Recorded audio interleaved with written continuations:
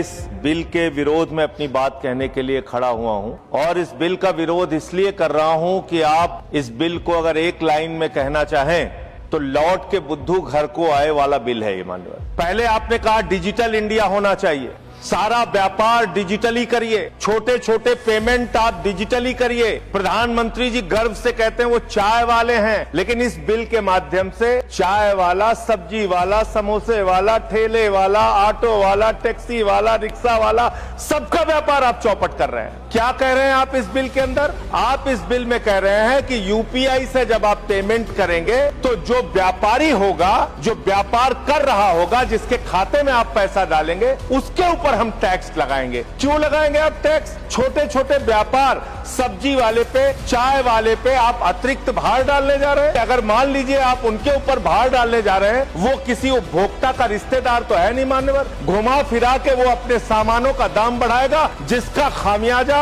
लोगों को भुगतना पड़ेगा, जिनके ऊपर टैक्स के बढ़ने के कारण महंगाई बढ़ेगी। तो ये दो तरह से मार करने वाला टैक्स है, नंबर एक। दूसरी बात, ये बिल लाया किन परिस्थितियों में गया है ये देश को जानना जरूरी है। 31 मार्च 2026 को जो United state trade representative USTR, इसने आपत्ति जताई कि हिंदुस्तान में यूपीआई पर जीरो टैक्स की वजह से हम लोग बर्बाद हो रहे हैं, तो ट्रंप के दबाव में भारत की संप्रभुता को गिरवी रख के ये बिल लाया गया है। इसलिए इस बिल के हम खिलाफ। मानव विदेशी दबाव में भारत की संप्रभुता को गिरवी रख के आप ऐसा बिल ला रहे हैं जिसमें फॉरेन इन्वेस्टर्स को टैक्स में 100% एग्जम्पशन दे रहे हैं, लेकिन जो हिंदुस्तान में छोटे छोटे व्यापार करने वाले लोग हैं उनके ऊपर आप टैक्स लगाने जा रहे हैं। मान्यवर, ये सरकार कहती है यूपीआई के पूरे सिस्टम को मैनेज करने में आपको पैसा खर्च करना पड़ता है। अरे भैया, 27,000 करोड़ रुपए तो आपने सिर्फ मिनिमम बैलेंस चार्जेस के नाम पे 2 साल में देश के करोड़ों उपभोक्ताओं से ले लिया।